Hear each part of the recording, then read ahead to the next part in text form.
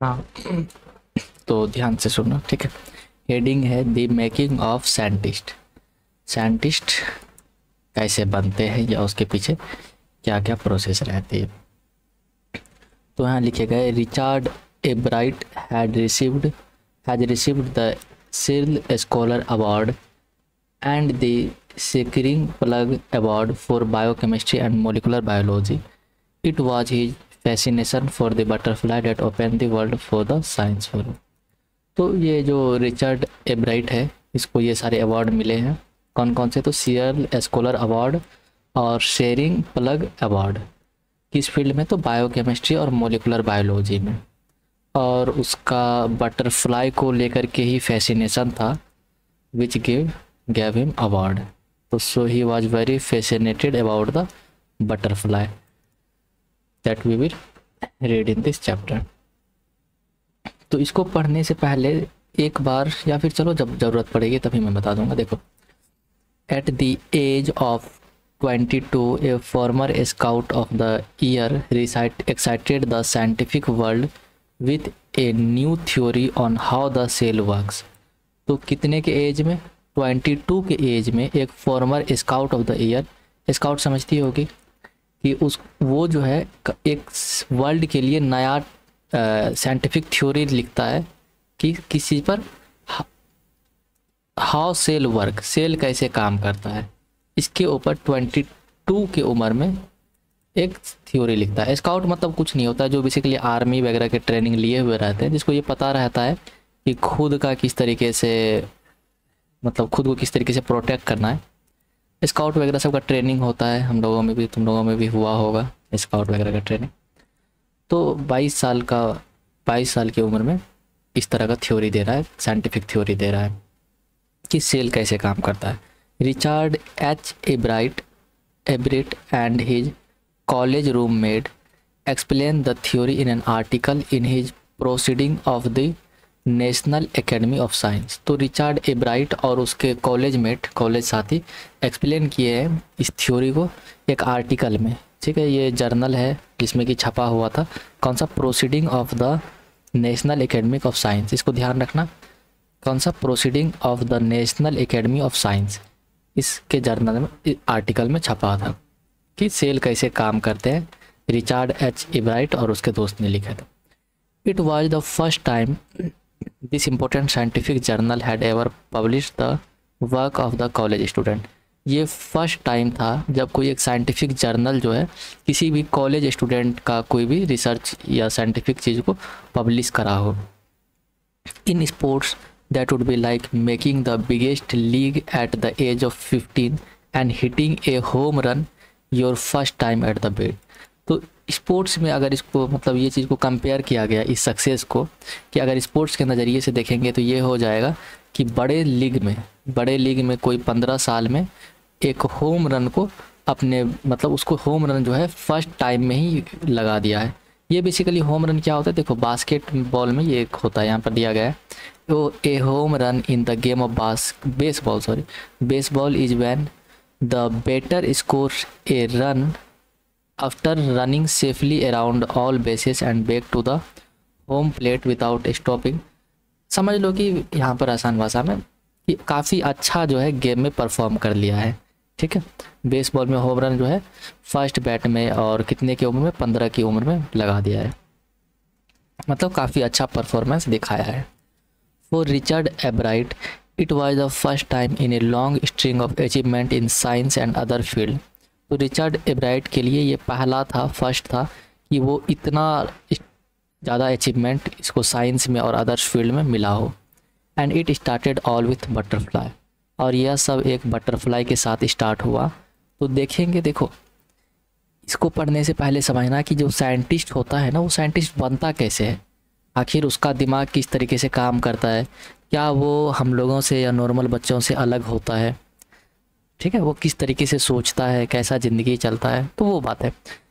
यहाँ तक हम लोगों को क्या समझ में आया कि 22 की उम्र में जो है इसका जर्नल छप गया था, कौन से? Proceeding of the national academy of science में, और जो कि काफ़ी ज़्यादा इंपॉर्टेंट साइंटिफिक जर्नल था, जिसमें कि इतने कम उम्र में किसी का आज तक नहीं छपा था। तो ये अकेले था जिसका इस साइंटिफिक जर्नल में आर्टिकल छपा था। और ये सारा जो चीज़ होता है ये किस चीज़ से स्टार्ट होता है, बटरफ्लाई से। अब अजीब लग रहा होगा कि बटरफ्लाई यहाँ पर क्या करने आ गया है, तो देखो, an only child Ebright grow up north of the Reading Pennsylvania, ठीक है। तो यहाँ पर जो है ओनली चाइल्ड मतलब होता है कि अकेले, सिंगल चाइल्ड मतलब समझ लो अकेले बैठा रहता है, बच्चा रहता है। तो एब्राइट जो है कहाँ पर जन्म होता है इसका, रीडिंग यहाँ पर एक जगह का नाम है, रीडिंग कहाँ पर, पेनिसलावानिया में, ठीक है। यहाँ पर इसका जन्म होता है और ये ओनली चाइल्ड रहता है। There was not much I could do there, he said, I certainly could not play football और baseball with a team of one. तो वहाँ पर कुछ काम, कुछ खास करने के लिए नहीं रहता है।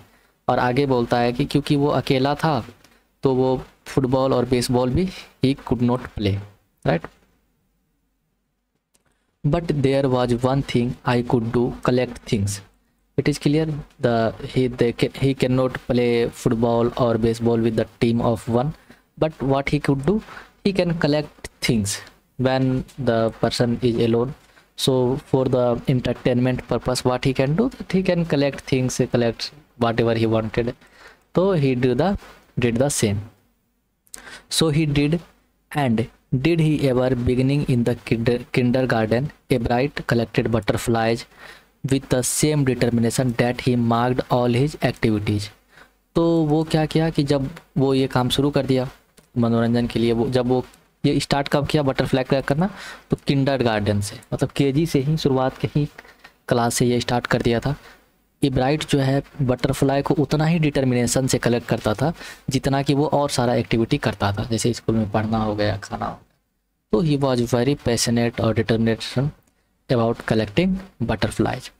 He also collected rocks, fossils and coins. So it is clear rocks, fossils और coins को भी collect किए।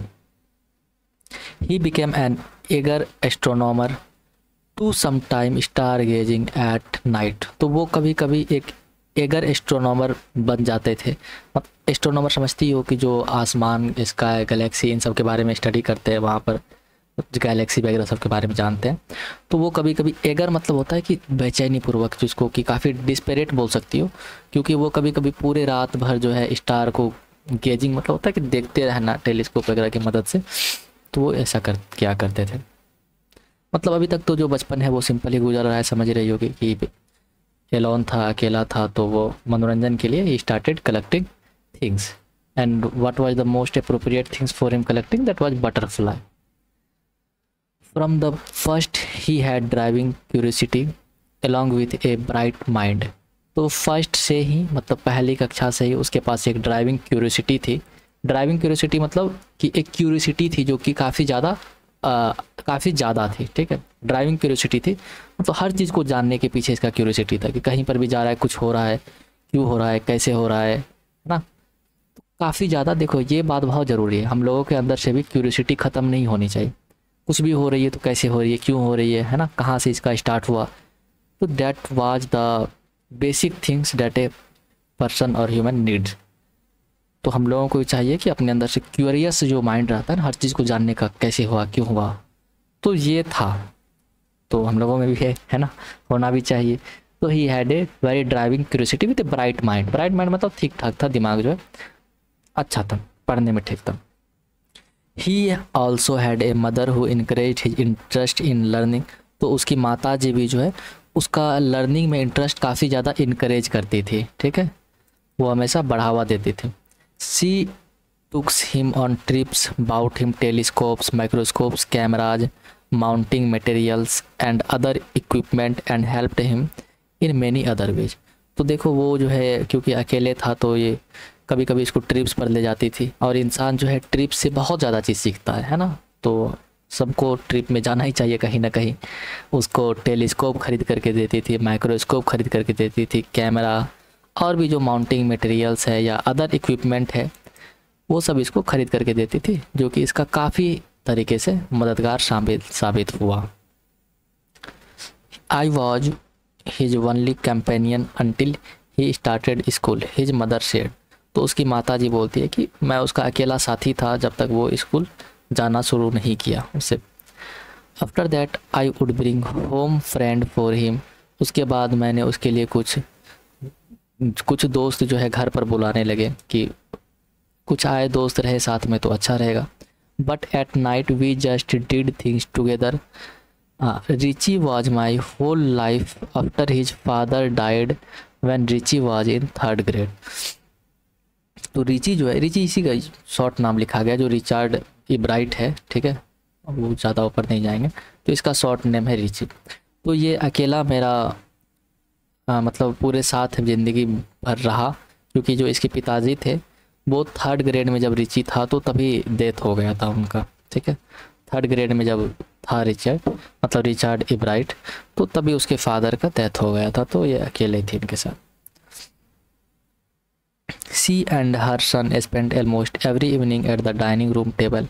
तो वो और उसके सन जो है ऑलमोस्ट सभी इवनिंग जो है स्पेंड करते थे डाइनिंग रूम, ठीक है, टेबल में।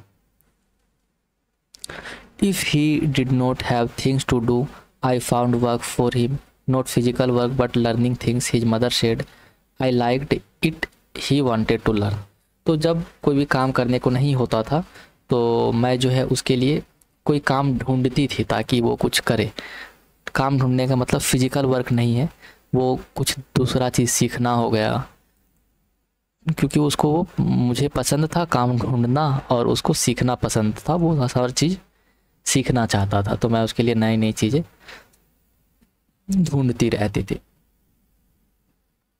And learn he did, he earn top grades in my school on everyday things, he was just like every other kid, his mother said. तो वो सब चीज़ों को तेज़ी में सीख लेता था, ठीक है, और टॉप ग्रेड से वो पास हुआ अपने स्कूल में। और अलग चीज़ों में मतलब पढ़ाई के अलावा जो दूसरी चीज़ें हैं उसमें वो सारी सभी जैसे नॉर्मल बच्चे होते हैं उसी के जैसा था, ठीक है। Other activities, extra curricular activities normal था, ना ही ज़्यादा बुरा था ना ही अच्छा था। By the same time he was in the 2nd grade, Ebright had collected all 25 species of butterfly found around his home town. तो जब वो 2nd ग्रेड में आया तो एब्रिड जो है सारा 25 स्पीसीज ऑफ बटरफ्लाई कलेक्ट कर चुका था जो उसके होम टाउन के आसपास में थे। तो यहाँ पर सारे नाम दिए गए हैं, ठीक है, पढ़ेगी तो इसको पढ़ लेना एक बार, वो उतना ज़रूरत नहीं है। That probably would have been the end of my butterfly collecting, he said. तो जब सारा स्पीसीज कलेक्ट कर लिया तो उसके बाद वो क्या ही करेगा, तो it will be the end of his butterfly collecting. But then my mother got me a children books called the travels of the monarch X, ठीक है। तो तभी जो उसकी माता जी है इसको एक चिल्ड्रन बुक दी जिसका क्या नाम था, द ट्रेवल ऑफ मोनार्क्स, ठीक है। That book which told how monarch butterfly migrate to central America open the world of science to the eager young collector. तो वो बुक के अंदर क्या था, वो बुक के अंदर यही था कि कैसे मोनार्क एक स्पेसीज है, जैसे ये 25 स्पेसीज ढूंढे थे उसमें से एक स्पेसीज देखो यहाँ पर है मोनार्क्स, है ना। तो ये किस तरीके से सेंट्रल अमेरिका और ट्रैवल करती है, माइग्रेट करती है, ठीक है, इसको पढ़ा और ये पढ़ करके इसके लिए एक साइंस का नया वर्ल्ड खुल गया। कैसे खुला ये हम लोगों को समझ में आएगा। तो इसके अंदर ये क्या पढ़ा कि how the monarch butterfly migrate to central America, और ये पढ़ करके इसके लिए एक साइंस का नया वर्ल्ड खुला। तो at the end of this book readers were invited to help but study butterfly migrations. तो बुक के एंड में जितने सारे रीडर्स थे उसको इनवाइट किया गया था कि वो हेल्प करे कि बटरफ्लाई किस तरीके से माइग्रेट करती है, ठीक है। They were asked to take butterflies for the research by Dr. Frederick A. Urquhart of the University of Toronto, Canada। तो उसके अंदर ये लिखा गया था कि जितने सारे रीडर्स हैं वो क्या करेंगे, बटरफ्लाई को टैग कर देंगे। टैग करने का मतलब हुआ कि उसके ऊपर किसी एक पार्टिकुलर टाइप का स्टिकर चिपका देना है ताकि हम उसको टैकल कर पाए कि वो कहाँ कहाँ मूव कर रहे हैं। जैसे देखेंगे कि गांव घर में जो नया नया गवर्नमेंट वाले बकरी वगैरह सब रहते हैं उसके ऊपर स्टिकर चिपका लगा दिया जाता है या फिर एक तरह का थप्पा लगा दिया जाता है कान में, ताकि वो पता चले कि किसका है, कितना नंबर है इसका, है ना, जीवित है नहीं है।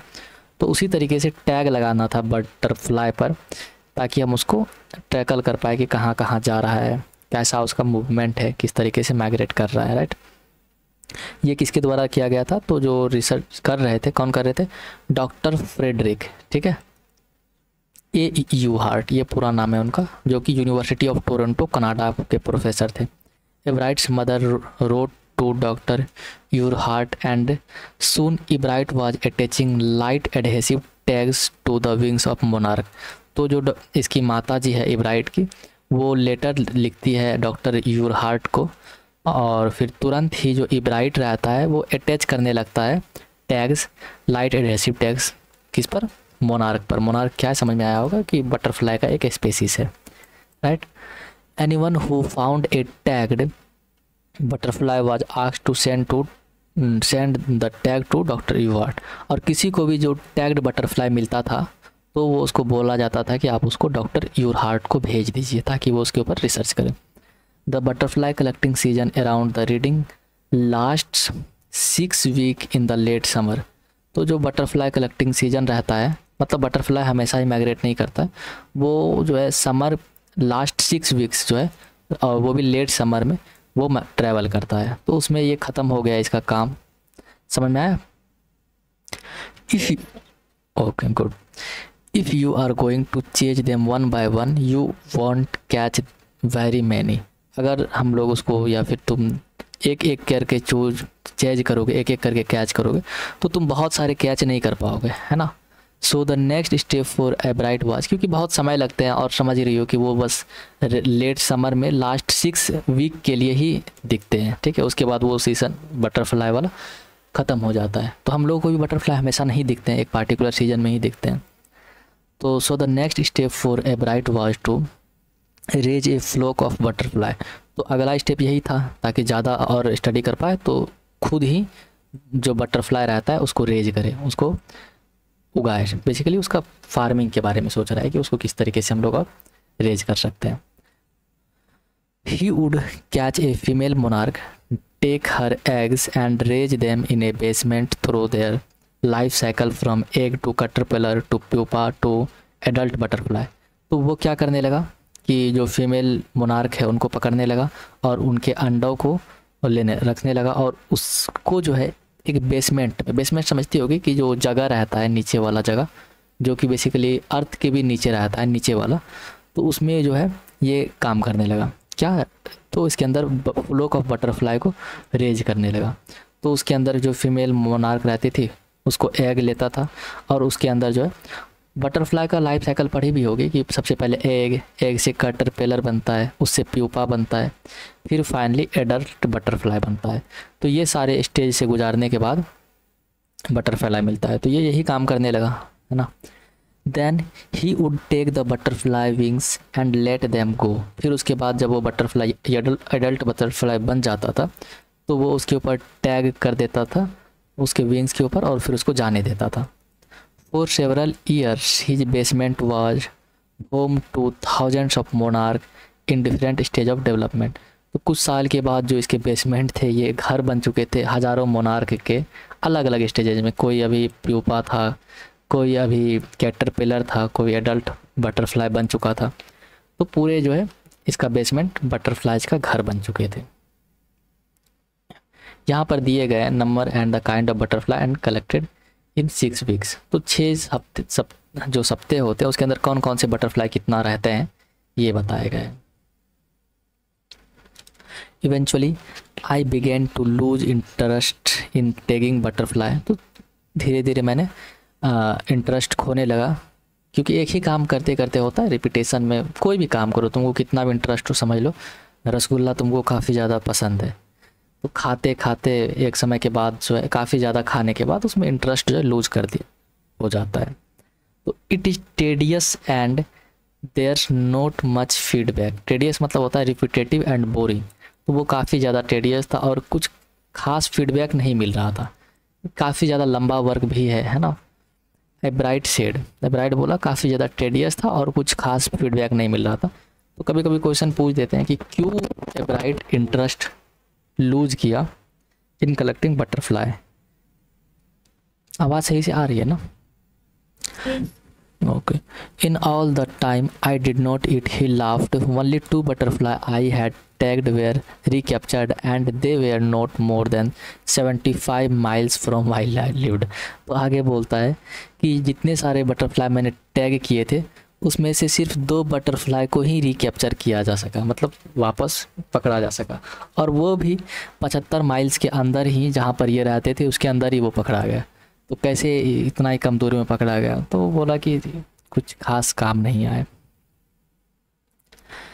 Then in the 7th grade he got a hint of what real science is when he entered a county science fair and lost. तो जब वो 7th grade में था तो उसको हिंट मिला कि आखिर रियल साइंस होता क्या है। ठीक है, जब वो एक काउंटी साइंस फेयर में गया। काउंटी मतलब होता है कि प्रोविंशियल लेवल पर एक जो होता है, मतलब छोटे लेवल पर जो साइंस फेयर रहता है उसको कहा जाता है। तो उसमें इसको पता चला कि रियल साइंस क्या होता है। ठीक है, और वो उसमें खो गया साइंस मेले में। It was really a sad feeling to sit there and not get anything while everybody else had won something, Ebright said. तो एब्राइट बोला कि ये काफ़ी ज़्यादा सैड फीलिंग था कि बैठो वहाँ पर, ठीक है, और कुछ भी तुमको नहीं मिला अवार्ड। बाकी जितने सारे लोग हैं उसको कुछ ना कुछ मिल रहा है, अवार्ड में कुछ ना कुछ जीत रहे हैं।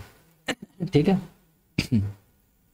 His entry was slides of frog tissue which he showed under a microscope.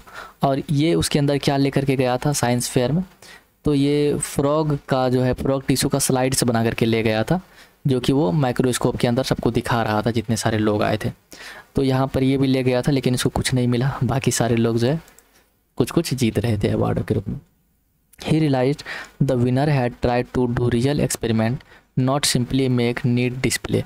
तो उसको रियलाइज़ हुआ कि जो विनर्स हैं वो रियल एक्सपेरिमेंट बना रहे हैं, ना कि सिंपली जो डिस्प्ले ले जा रहे हैं उसको दिखा करके। मतलब ये क्या किए थे, कुछ प्रोजेक्ट ट्रांजिशन क्लियर कर लिए थे और उसको ही दिखा रहे थे, रियल एक्सपेरिमेंट कुछ तैयार नहीं किए थे। Already the competitive spirit that drives Richard एब्राइट was appearing. और इसके अंदर कौन सा स्पिरिट था? कम्पिटिटिव स्पिरिट्स, जो कि रिचर्ड एब्राइट को बोला कि अब अगले बार जो है कुछ करना है। ठीक है, अगले बार सबको दिखा देना है। आज I knew that for the next year fair I had to do a real experiment, he said. तो इसको पता था कि अगले साल इसको एक रियल एक्सपेरिमेंट करना है। The subject I knew most was the insect work I had been doing in the past several year. तो जो इस सब्जेक्ट के बारे में सबसे ज़्यादा मुझे पता था वो था इंसेक्ट के बारे में, जिसके ऊपर मैं कई सालों से काम कर रहा हूँ। So he wrote to doctor Urquhart for ideas and back came a stack of suggestion of experiments. तो फिर ये डॉक्टर यू हार्ट, समझ में आ रहा होगा वही जो बटरफ्लाई यहाँ पर जो पढ़े थे, जो बटरफ्लाई में रिसर्च कर रहे थे उसके माइग्रेशन को समझने के लिए। तो वो उसको लेटर लिखते हैं, कहाँ चले, हाँ, और उससे आइडिया ऑफ एक्सपेरिमेंट मांगते हैं कि कुछ एक आइडिया दीजिए जिसके ऊपर हम एक्सपेरिमेंट कर पाए। तो स्टेक ऑफ आइडियाज़ जो है मतलब कई सारे आइडियाज़ इसको भेजे जाते हैं डॉक्टर यू हार्ट के द्वारा। Those kept Ebright busy all through high school and led to prize projects in country and international county and international science fair. तो जो इतने सारे आइडिया के कारण ये पूरे जो है बिजी रहे हाई स्कूल में, ठीक है, और उसको फिर बाद में काउंटी और फिर इंटरनेशनल साइंस फेयर्स में भी काफ़ी ज़्यादा प्राइज़ मिला। ठीक है, काउंटी मतलब लोकल साइंस फेयर जो होते हैं, जो रीजनल लेवल पर होते हैं, और इंटरनेशनल साइंस फेयर में भी इसको प्राइज़ मिला। For his 8th grade project, Ebright tried to find a cause of viral disease that kills nearly all monarch caterpillar every few years. तो जब वो 8th grade में गया उसके प्रोजेक्ट के लिए एब्राइट ट्राई किया कि वो पता करे कारण कि किस तरीके से एक वायरल डिजीज जो है हो जाता है जिसमें सारे मोनार्क कैटरपिलर जो है हर एक साल मर जाते हैं। ठीक है, एवरी फ्यू ईयर्स मतलब कुछ सालों में जितने सारे भी मोनार्क कैटरपिलर है उसका डेथ हो जाता है। तो वो इसको लगा कि कुछ वायरल डिजीज के कारण होता होगा, तो उसको पता लगाते हैं। Ebright thought the disease might be carried by a beetle. तो हाइब्रिड को ये भी लगा कि शायद ये डिजीज ज़रूर जो है बीटल के द्वारा पाया जाता होगा। बीटल समझते हो कि एक इंसेक्ट होता है छोटा सा। He tried raising caterpillar in presence of beetles, I did not get any real result, he said. फिर वो ट्राई किया कि जो मोनार्क है या फिर जो कैटरपिलर है मोनार्क का, उसको बीटल के प्रेजेंस में बढ़ाया जाए, ठीक है, रेज किया जाए, लेकिन फिर उसको कोई रिजल्ट नहीं मिला। क्योंकि देखो बीटल के कारण अगर होता वायरल इन्फेक्शन तो वो तो डेथ कर जाता, लेकिन ऐसा कुछ हुआ नहीं।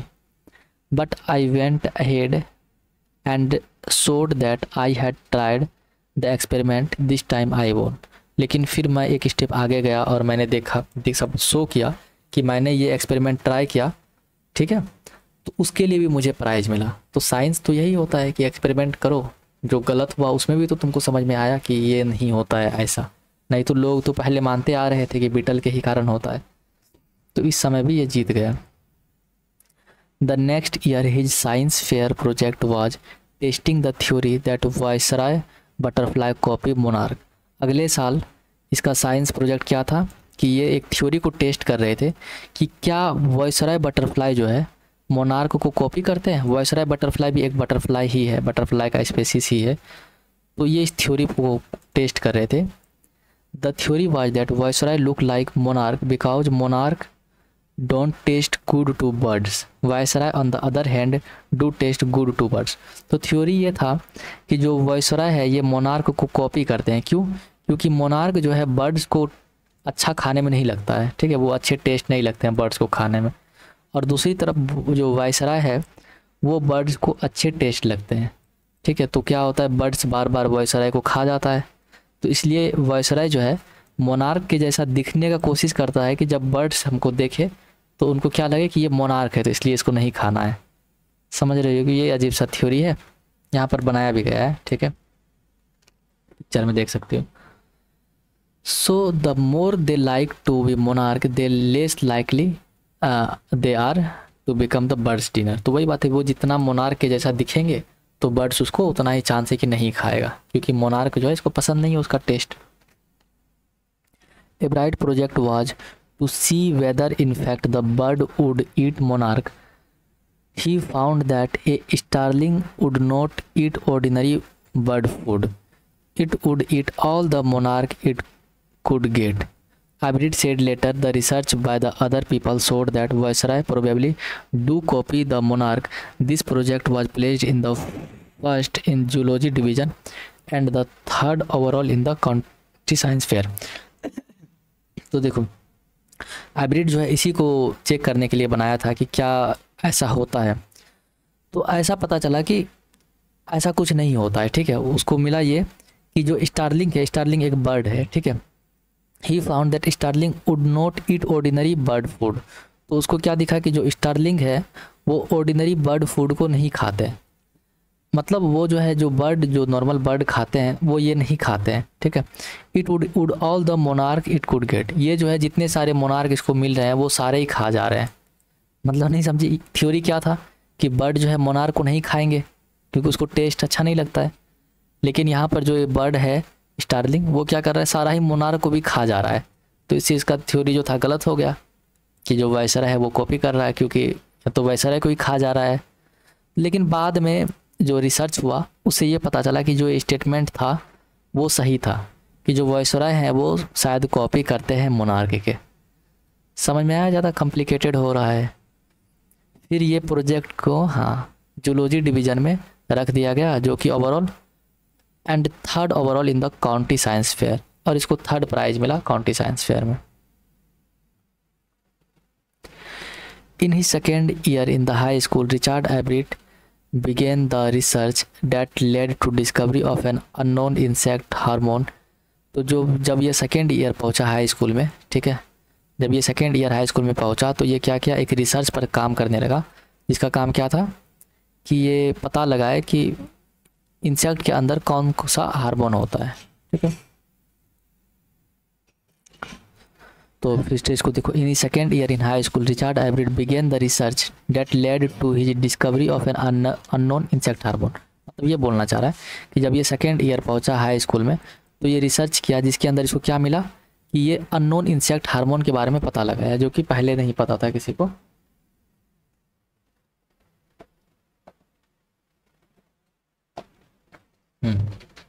मतलब ये इंसेक्ट हार्मोन के बारे में पता लगाया। Indirectly it also led to his new theory on the life of cells, और इनडायरेक्टली ये एक उसका नया थ्योरी था कि सेल्स का लाइफ जो है किस तरीके से रहता है, उस पर एक इसका नया थ्योरी था। The question he try to answer was simple, was is the purpose of the 12 tiny golds spot on the monarch pupa. Question simple था कि जो मोनार्क प्यूपा रहते हैं, मोनार्क के प्यूपा रहते हैं, प्यूपा मतलब समझती होगी कि उसका एक स्टेज है मोनार्क का। मोनार्क क्या है? स्पीसीज ऑफ बर्ड है। तो उसके ऊपर 12 टाइनी गोल्ड स्पॉट होते हैं, मतलब 12 छोटे छोटे स्पॉट्स रहते हैं। स्पॉट समझती पेचेज रहते हैं बने हुए। तो इसका क्वेश्चन था ये कि आखिर ऐसा क्यों होता है, इसका कोई पर्पस है या ये ऐसे ही 12 ही रहते हैं। ठीक है,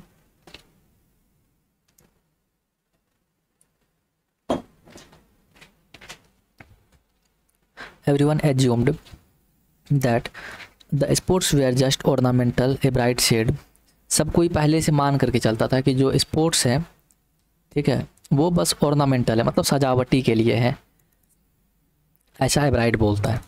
but doctor you heart did not believe it. लेकिन जो डॉक्टर यू हार्ट थे, समझ रही होगी, जो कनाडा में जो यूनिवर्सिटी थे उसके प्रोफेसर थे, ये इसको नहीं मानते थे। ठीक है, to find the answer, a bright and another excellent science student first had to build a device that showed that the spores were producing a hormone necessary for the butterfly full development। तो इस experiment को perform करने के लिए, answer को पता लगाने के लिए, इब्राइट और उसके जो दूसरे एक्सेलेंस साथी थे, वो सबसे पहले एक डिवाइस बिल्ड किए जो ये दिखाता था कि जो वहाँ पर स्पोर्ट्स हैं, पैचेज हैं, वो एक नेसेसरी हार्मोन बना रहे हैं। ठीक है, जो बटरफ्लाई के फुल्ली डेवलपमेंट के लिए काफ़ी ज़्यादा इम्पोर्टेंट हैं। क्लियर है? तो यहाँ से भी कभी कभी क्वेश्चन आ जाते हैं कि क्या यूज था ये जो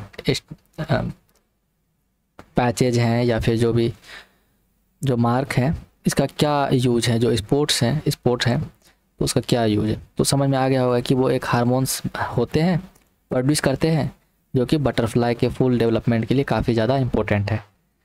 क्लियर है? This project won Ebright first place in the county fair and entry into the international science and engineering fair. तो ये प्रोजेक्ट के कारण जो है एब्राइट को फर्स्ट प्लेस मिला काउंटी फेयर में, और इसको एंट्री मिल गया किस चीज़ के अंदर? International science and engineering fair. ये बहुत इंपॉर्टेंट है, इसके अंदर इसको एंट्री मिल गया। कौन से एक्सपेरिमेंट के कारण? तो ये एक्सपेरिमेंट किए थे कि क्या जो पैचेज रहते हैं, स्पोर्ट्स रहते हैं प्यूपा के अंदर, मोनार्क के प्यूपा के अंदर, वो ऐसे ही ऑर्नामेंटल है या उसके पीछे कोई कारण है। तो हम लोग पढ़े कारण है, वो एक नेसेसरी हार्मोन प्रोड्यूस करते हैं जो कि उसके फुल डेवलपमेंट के लिए that is very important.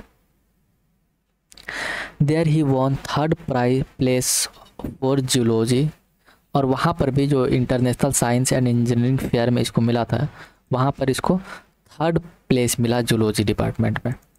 He also got a chance to work during the summer at the entomology laboratory of Walter Reed army institute of research. ठीक है, ये देखो यहाँ पर।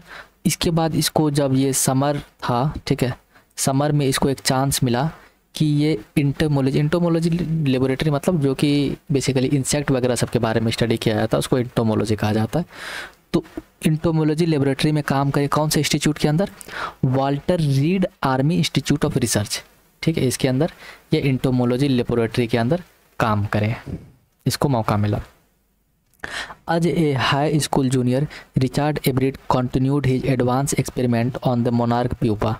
तो अभी ये क्या था? हाई स्कूल जूनियर में था। ठीक है, अभी क्लास पैटर्न समझ लो। देखो, जो अमेरिकन क्लास पैटर्न रहते हैं, जो बाहर के क्लास पैटर्न रहते हैं, वो कैसे रहते हैं?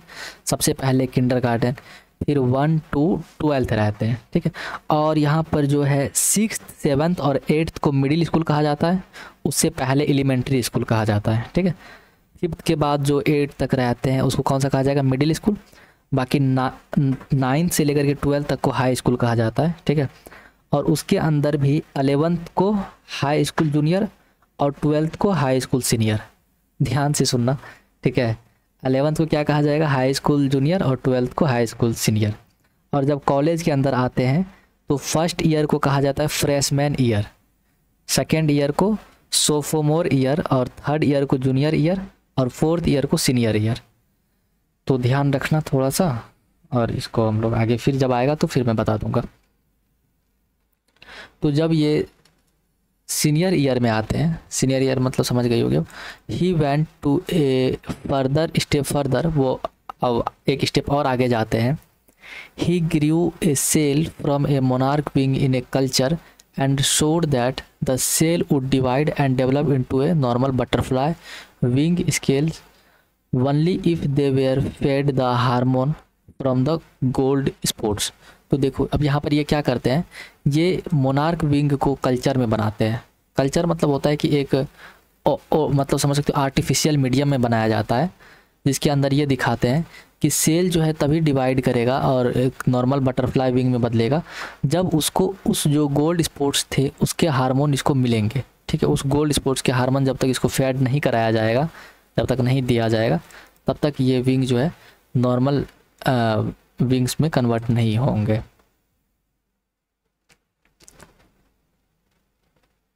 That project one the first place for zoology at the international fair. फिर उस प्रोजेक्ट के कारण इसको फर्स्ट प्लेस मिलता है जूलॉजी इंटरनेशनल फेयर में।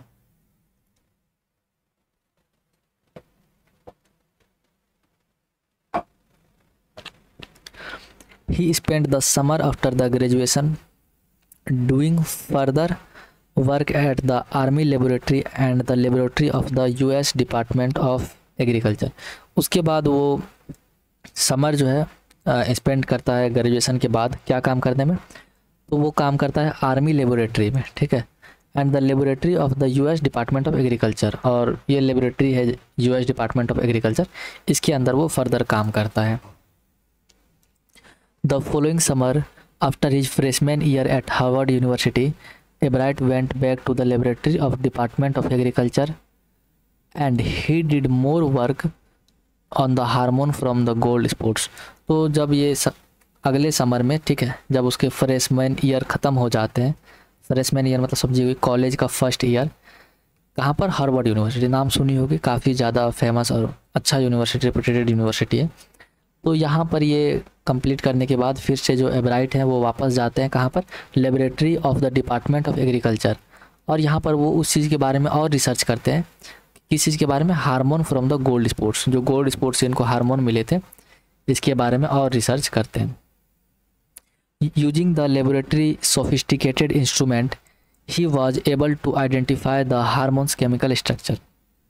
So, using that laboratory sophisticated instrument, मतलब सिंपली कि उस लेबोरेटरी का सोफिस्टिकेटेड इंस्ट्रूमेंट यूज करने के बाद वो जो है उस हार्मोन का केमिकल स्ट्रक्चर पता कर लेते हैं, ठीक है, उसमें सफल हो जाते हैं कि हार्मोन जो उससे रिलीज होता है उसका किस तरीके से केमिकल स्ट्रक्चर है। A year and half year later during his junior year it Ebright got the idea for his new theory about the cell life.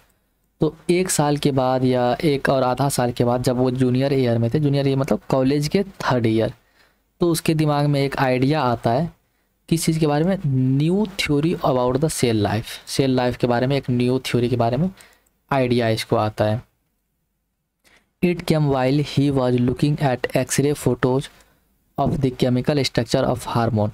ये कैसे आता है, जब वो एक्सरे फोटोज देख रहा होता है, किस चीज़ के लिए, केमिकल स्ट्रक्चर ऑफ हार्मोन, मतलब वो केमिकल स्ट्रक्चर ऑफ हार्मोन बना चुका था, आइडेंटिफाई कर चुका था, उसका जब वो एक्सरे देख रहा होता है तो उसके दिमाग में सेल का एक नया आइडिया आता है। ज़्यादा कॉम्प्लिकेटेड हो रहा है, समझ रही हो? ओके, जहाँ भी दिक्कत होगा तो बोल देना, या जो कंसेप्ट समझ में नहीं आया तो बोल देना। तो जब वो किस चीज़ का एक्सरे देख रहा होता है, केमिकल स्ट्रक्चर जो खोजा था वो, हार्मोन का, उसका एक्सरे देख रहा होता है, तो उसको इसके दिमाग में सेल का एक नया आइडिया आता है किसी थ्योरी ऑफ सेल के बारे में।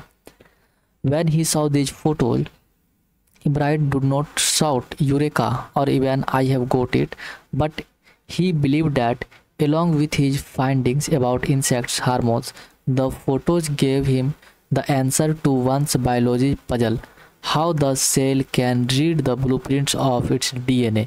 देखो कितना इंपॉर्टेंट बात लिखा गया है।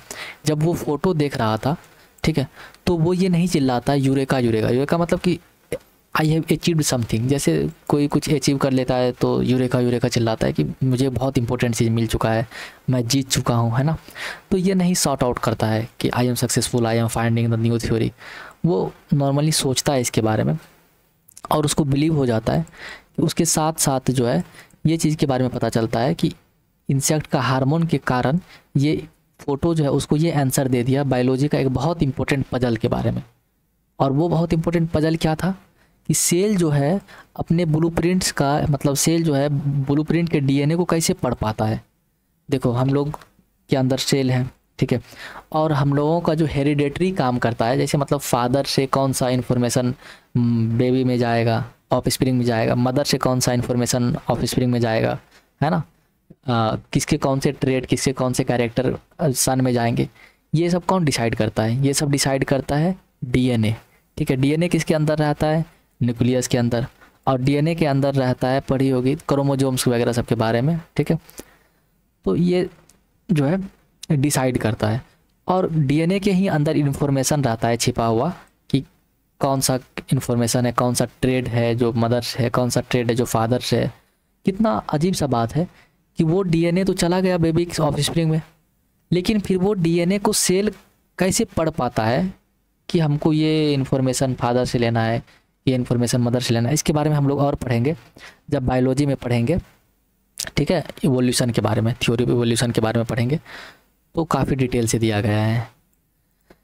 तो अभी बस ये ध्यान रख लो कि बहुत इंपॉर्टेंट पजल्स है कि किस तरीके से आखिर जो ब्लूप्रिंट्स है डीएनए का उसको सेल पढ़ पाता है कि हमको ये जो बेबी हुआ है इसका नोज इस तरीके से बनाना है, इसका हेयर ऐसे रखने हैं, आँख को नीला कर देना है, ब्राउन कर देना है।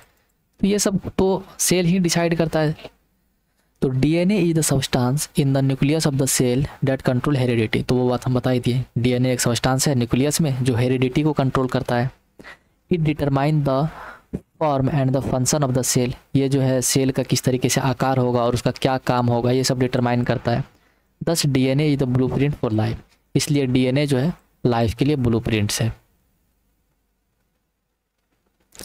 A bright and his college roommate James R. Wong worked all that night drawing pictures and constructing plastic models of molecules to show how would it happen। देखो कितना इन लोगों का डिटर्मिनेशन है। हाइब्रिड और उसके जो कॉलेज मेट थे James are Wong, वो पूरे रात भर जो है पिक्चर्स बनाते रहते हैं, ठीक है, सोचते रहते हैं, प्लास्टिक मॉडल कंस्ट्रक्ट करते हैं मॉलिक्यूल्स के कि आखिर ये ऐसा कैसे होता है। और यही ये जो चैप्टर है, समझो इंडिया में यही चीज़ का लैक है। लोगों के अंदर साइंटिफिक टेम्परामेंट बिल्कुल भी नहीं है, लोग जो है साइंस को समझ ही नहीं पाते। तो ये बहुत ज़रूरी है। जब तक यहाँ पर लोगों में, बच्चों में, है ना, सब में साइंटिफिक टेम्परामेंट नहीं आएगा। अभी भी समझ सकती हो 20th सेंचुरी में रह रहे हैं, धर्म के नाम पर लोग लड़ रहे हैं, है ना, झगड़ जाते हैं कभी कभी। तो इस तरीके से है। Together they letter wrote the paper that explain the theory. फिर बाद में वो दोनों मिल करके पेपर लिखते हैं जो कि इस थ्योरी को एक्सप्लेन करते हैं कि कैसे चीज़ें, कैसे सेल जो है इंफॉर्मेशन पढ़ पाता है डीएनए का। Surprising, no one who knew him, Richard Ebright graduated from the Harvard with the highest honour, second in his class of 1510। तो जो है एब्राइड जो है एब्राइट ग्रेजुएट होता है हार्वर्ड यूनिवर्सिटी से, ठीक है, बहुत ही अच्छे रैंक से। वो सेकेंड रहता है पूरे 15 से 10 बच्चों में। Ebright went on to become a graduate student researcher at Harvard Medical School. उसके बाद जो है एब्राइट जाता है कहाँ पर, रिसर्चर में जाता है, स्टूडेंट रिसर्चर कहाँ पर, हार्वर्ड मेडिकल स्कूल में, ठीक है, स्टूडेंट रिसर्चर के रूप में, ग्रेजुएट स्टूडेंट रिसर्चर के रूप में वहाँ पर जाता है। There he began doing experiment to test his theory, और वहाँ पर वो एक्सपेरिमेंट करना शुरू कर देता है अपना थ्योरी को टेस्ट करने के लिए, ठीक है, चेक करने के लिए। और ये भी बात सत्य है कि इंडिया में इस तरह का इंस्टीट्यूट का काफ़ी ज़्यादा कमी है, जो कि पूरे वर्ल्ड लेवल पर जिसका नाम हो, ठीक है। If the theory proves correct it will B big step toward the understanding process of life. अगर थ्योरी सही हो जाएगा तो ये बहुत बड़ा स्टेप होगा किस चीज़ को समझने के लिए, प्रोसेस ऑफ लाइफ को समझने के लिए, right. It might also lead to a new ideas for preventing some types of cancer and other diseases. और ये एक नया आइडियाज आ सकता है कि हम लोग कुछ डिजीज जैसे कैंसर और अदर डिजीज को प्रिवेंट करने का एक नया मोलिकुलर लेवल पर काम आ सकता है। All of this is possible because of एब्राइट scientific curiosity. और ये सब तभी पॉसिबल हो पाया है क्योंकि एब्राइट का एक साइंटिफिक क्यूरियोसिटी था कि हम लोगों का बॉडी है कैसे काम कर रहा है ना, सेल क्या होता है, हम लोग कैसे बने हैं। अभी तक भी बहुत सारे बच्चे जब पेरेंट्स से पूछते हैं कि कैसे आए हैं तो वो उसको परी वाला कहानी सुना देते हैं, है ना। तो ये सारी चीज़ों को थोड़ा सा एजुकेशन की ज़रूरत है, और ये सब तभी पॉसिबल हो पाया है कि जब साइंटिफिक क्यूरियोसिटी है इस इंसान के अंदर, जो कि होना चाहिए, सबके अंदर होना चाहिए। His high school research into the purpose of the sports on a monarch pupa eventually led him to his theory about the cell of life.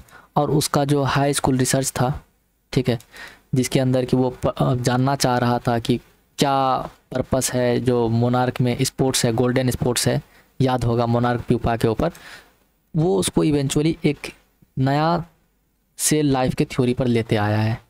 कैसे लाया हम लोग इसके बारे में लास्ट में एक बार और समराइज कर लेंगे, अभी समझ में आ रहा होगा। Richard Ebright has been interested in science since he first began collecting butterfly, but not so deeply that he has no time for the other interest। तो रिचार्ड जो है काफ़ी ज़्यादा इंटरेस्ट था साइंस में, क्योंकि वो बचपन से ही जो बटरफ्लाई कलेक्ट करना शुरू हो चुका था, लेकिन वो उसके अंदर उतना भी डीपली इंटरेस्टेड नहीं था कि वो बाकी सारी चीज़ों को छोड़ दे या बाकी सारे जो इंटरेस्ट है उसके लिए उसको टाइम नहीं मिले, ठीक है। मतलब सिंपली था इंटरेस्टेड और बाकी सारी चीज़ों के लिए भी समय इसको मिल जाता था। एब्राइट has also become a champion debater and public speaker and a good canoeist and all around outdoor person. मतलब ये ऐसा नहीं था कि इंडोर इंसान है, दबा दबा सा दिमाग में चल रहा है, कैसे चल रहा है, काम कैसे हो रहा है, ठीक है। ये एक अच्छा डिबेटर था, समझ रही हो कि कहीं पर भी कुछ डिबेटर तो समझती होगी कि चैम्पियन डिबेटर था, पब्लिक स्पीकर था, ठीक है, और गुड कैनोइस्ट भी था। कैनोइस्ट मतलब जो बोट वगैरह सबको पर्सनल लेवल पर चलाते हैं, ठीक है, उसको कैनोइस्ट कहा जाता है। तो वो अच्छा कैनोइस्ट भी था और आउटडोर पर्सन था, मतलब सारी चीज़ों में ठीक था, दबा दुबा सा नहीं था कि हमेशा चल रहा है दिमाग में। जैसे नॉर्मल साइंटिस्ट का इमेज हम लोगों के दिमाग में कैसे आता है, अजीब सा आता है कि वो चल रहा होगा, हमेशा दिमाग में एक ही चीज़ चल रहा होगा। यहाँ पर ये सारे फील्ड में आ गए। He is also an expert photographer particularly of nature and scientific exhibit. तो वो एक एक्सपर्ट फोटोग्राफर भी था, पार्टिकुलरली किसी में, नेचर और साइंटिफिक एक्सिबिट में। इन high school Richard एब्राइट was straight a student. तो हाई स्कूल में वो अच्छा स्टूडेंट था। स्ट्रेट ए स्टूडेंट मतलब सब चीज़ में ए ग्रेड इसको मिल रहे थे, तो अच्छा स्टूडेंट था। Because learning was easy he turn a lot of his energy towards debating and model United Nations clubs. क्योंकि इसके लिए पढ़ाई आसान था तो ये अपना बहुत सारा एनर्जी जो है इस चीज़ में लगाता था, डिबेटिंग और मॉडल यूनाइटेड नेशन क्लब में, ठीक है। मतलब ये सारी चीज़ें सीखने में, डिबेटिंग सीखने में और भी ये क्लब में लगाता था। He also found someone to admire Richard A Weiherer, his social studies teacher and adviser to both clubs. तो देखो नाम थोड़ा सा अजीब अजीब है। तो ये जो है इसको एडमायर करते हैं, मतलब किसी को पाते हैं कि जिसको वो एडमायर कर पाए। उसका नाम क्या था? रिचर्ड ए वेहरर, ठीक है। ये इसके सोशल स्टडीज़ के टीचर थे जो इसको एडवाइस किए थे कि मतलब ये सिंपली सोशल स्टडीज़ के टीचर थे और जो दोनों क्लब्स थे उनके भी एडवाइज़र थे। Mister Weiherer was the perfect person for me then. ये बोल रहा है कि जो मिस्टर वेरर है थे वो मेरे लिए परफेक्ट पर्सन थे, मैं उसके जैसा ही बनना चाहता था, वो मेरे लिए आइडल के तरह थे। I open my minds to new ideas. Ebright से, एब्राइट बोलता है कि इसी के कारण जो है वो मेरा दिमाग में जो है एक नया आइडिया खोला। देखो टीचर का काम मेनली यही होता है कि वो बच्चों को ओपन करना सिखाए, नया नया आइडिया के बारे में सिखाए, सोचना सिखाए बेसिकली। ठीक है, पढ़ तो ये सब तुम भी सकती हो, ये सब में क्या है, कुछ तो है ही नहीं, नॉर्मल बात लिखा गया है, आई थिंक तुम लोग भी पढ़ सकते हो। तो मेन बात वही है कि वो सोचना सिखाए, चीज़ों को समझना सिखाए ना, दिमाग को खोले कम से कम। वो जो होता है कि देखो बच्चे बचपन में काफ़ी ज़्यादा क्यूरियस रहते हैं, वो हर चीज़ के बारे में जानना चाहते हैं, लेकिन जैसे जैसे वो बड़े होने लगते हैं तो हर जगह पर उसको किसी के बारे में पूछ दिया कि ये लाइट कैसे जलता है, ये ट्रेन कैसे जाता है, तो क्योंकि जो पेरेंट्स रहते हैं वो उतना इग्नोरेंट नहीं रहते हैं, है ना, वो उतना वर्चुअस नहीं रहते हैं, तो बेसिकली वो इग्नोरेंट रहते हैं, वो उसको अजीब अजीब सा आंसर दे दे करके बड़ा कर देते हैं, और धीरे धीरे उसको डांट दो करके उसका क्यूरियोसिटी जो है ख़त्म हो जाता है। तो कभी देखेगी जब बच्चों के साथ मिलेगी तो वो अजीब अजीब सा क्वेश्चन हमेशा पूछते रहेंगे, है ना। Richard would always give that extra effort, मतलब जो रिचार्ड थे वो हमेशा एक्स्ट्रा एफर्ट देते थे, और यहाँ पर रिचार्ड वो जो टीचर है उसके बारे में बात किया जा रहा है, वो हमेशा एक्स्ट्रा एफर्ट देते थे। Mister Weiherer said, what please me was here was this person who put in 3 or 4 hours at night doing debate researches besides doing all the researches with butterfly and his other interest। देखो यहाँ पर ये बोलना चाह रहा है, जो mister वेरर है वो बोल रहे हैं कि रिचर्ड जो है, रिचर्ड इब्राइट के बारे में बात कर रहा है, जो बच्चा था वो हमेशा एक्स्ट्रा एफर्ट पे करते थे चीज़ों में। ठीक है, जैसे कि वो हमेशा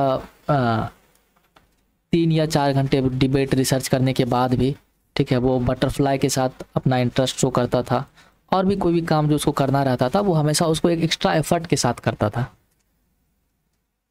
जैसे हम लोग भी कर रहे हैं, समय हो गया लेकिन एक्स्ट्रा एफर्ट डाल करके पूरा पढ़ ही ले रहे हैं, तो सेम है, चीज़ों को क्या कर रहे थे, हमेशा एक्स्ट्रा एफर्ट हो जाए डाला करते थे। Richard was competitive, mister Weimar continued, but not in a bad sense. मतलब वो बोलते हैं कि रिचर्ड एब्राइट जो है वो कॉम्पिटिटिव थे, लेकिन वो कॉम्पिटिटिव बुरे सेंस में नहीं थे कि जैसे हमको इसको हराना है या हमको उससे जलन हो गया, अब तो हम इसको हरा करके ही मानेंगे, ऐसा नहीं था। He explain, Richard was not interested in winning for winning sake or winning gate A prize. वो इसलिए विनिंग में इंटरेस्टेड नहीं थे कि वो जीत जाएंगे या उसको प्राइज मिल जाएगा, ऐसा नहीं था। Rather he was winning because he wanted to do the best job he could do. वो इसलिए जीतना चाहता था क्योंकि वो चाहता था कि वो जो सबसे बेस्ट वो कर सकता है वो काम करे, मतलब बेस्ट करे बेसिकली, तभी तो कॉम्पिटिटिव का मतलब यही होता है। तो उस कारण से इसके अंदर था for the right reasons he want to be the best, और वो राइट रीजन के लिए बेस्ट होना चाहता था। ठीक है, वो किसी कर्टिसी या जिलसी के कारण नहीं था, it was the right reason, मतलब खुद के अंदर से बेस्ट निकालना, ये तो सही बात है, वो तो होना ही चाहिए, खुद का बेस्ट पोटेंशियल को आँख पाना, देख पाना। And this is one of the ingredients in making of the scientist, और ये भी एक कारण है साइंटिस्ट को बनने के लिए। जैसे खाना बनाने के लिए बहुत सारे इंग्रेडिएंट्स चाहिए ना, उसी तरीके से साइंटिस्ट बनने के लिए एक one of the main ingredients है, कौन सा, competitiveness for the right reasons, मतलब simply to do the best, जितना हम कर सकते हैं। एंड हाँ ये तो हो ही गया। Start with a first rate mind, add curiosity and mix in the will to win for the right reason. तो सबसे पहले क्या करना है, फर्स्ट रेट माइंड के साथ स्टार्ट करना है, मतलब माइंड जो है ठीक ठाक होना चाहिए, डल नहीं होना चाहिए बेसिकली। उसके अंदर क्यूरियोसिटी डाल दो, ठीक है, और उसके अंदर जीतने का चाहत डाल दो राइट रीजन के लिए। ठीक है, Ebright has this qualities, Ebright के पास ये सारी क्वालिटीज थी। From the time the book the travel of monarch X opened the world of science to him, और शुरुआत से ही जो एक बुक थी the travel of monarch X, ये जो है साइंस का दरवाज़ा इनके लिए खोल दिए थे। Richard Ebright has never lost his scientific curiosity, और जो है रिचर्ड एब्राइट अपना साइंटिफिक क्यूरियोसिटी को कभी भी लॉस्ट नहीं होने दिए। ठीक है, तो ये फाइनली हम लोगों का कंप्लीट हो गया। काफ़ी लंबा चैप्टर था और उम्मीद है समझ में आया होगा।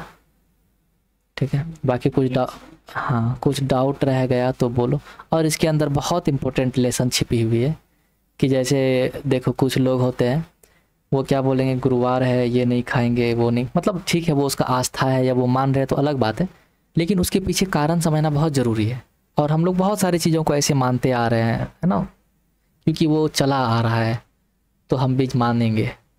मानो वो अच्छी बात है, लेकिन उसको समझो कि ऐसा क्यों हो रहा है, आखिर ये बात जो है मेरे धर्म में डाला गया तो क्यों डाला गया है, क्या इसके पीछे कोई किसी का हित तो नहीं है ना।